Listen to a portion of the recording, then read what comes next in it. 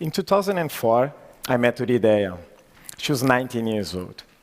She came from a dysfunctional family and did not believe in her potentials. She dreamed of having the same rights as wealthy Brazilians. She was jobless and had little skills. Imagine living in a place where 53% of the people had already felt hunger. Favelas are informal settlements in Brazil, where the state has little or no power.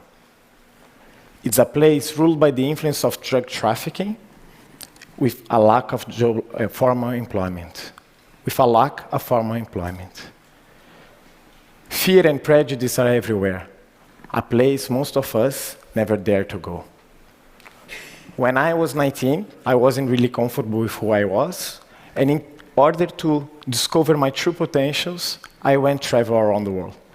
I lived in more than 10 countries, which lasted for 7 years. I lived here in Canada, and I was amazed by the social equality.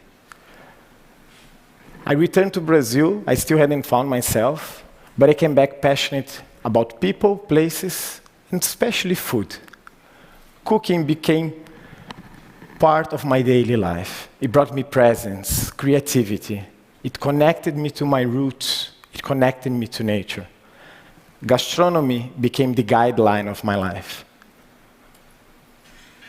Opportunities began to rise. I felt I had a talent, but I couldn't embrace any of them.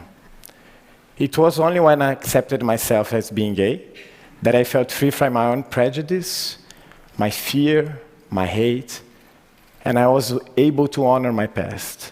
I felt then really empowered.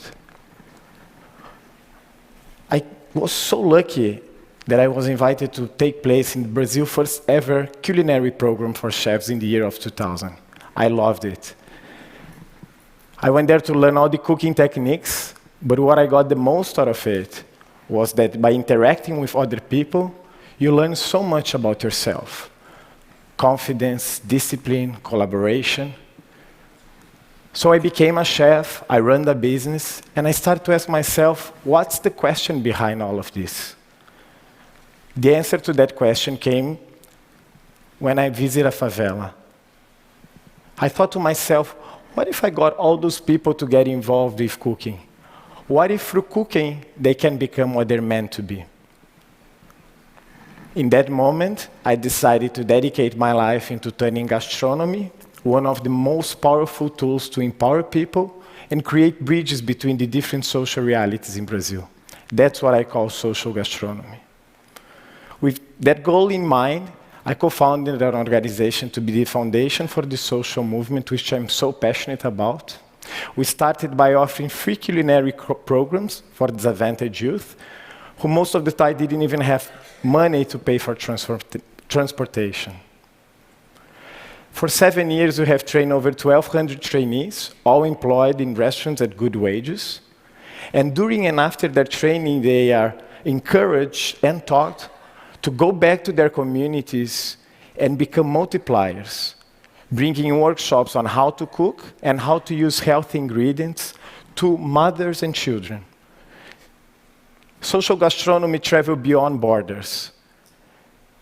I have used the favela as an example of social exclusion, but partnering with government and other organizations, we're able to bring hope to other group of people who have been left behind, such as prison inmates or jobless immigrants.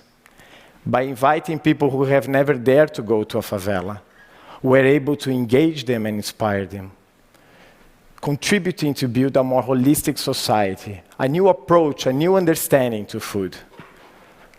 These people that had never had a say are suddenly able to have a voice. Urideia, she has become a mother and an entrepreneur. She employs more than 20 people a month with her catering company. She found a place in her heart of love, of forgiveness, that no difficulties can take away her commitment to live with joy and pride. So social gastronomy is this movement to help people accept themselves, to support them, to recognize their unique essence. It's for people to embrace a community, to generate gratitude.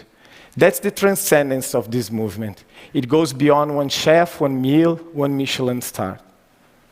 What I learned is that when we are all connected, we can feel love and respect, and with food, we can transform millions of lives. Thank you.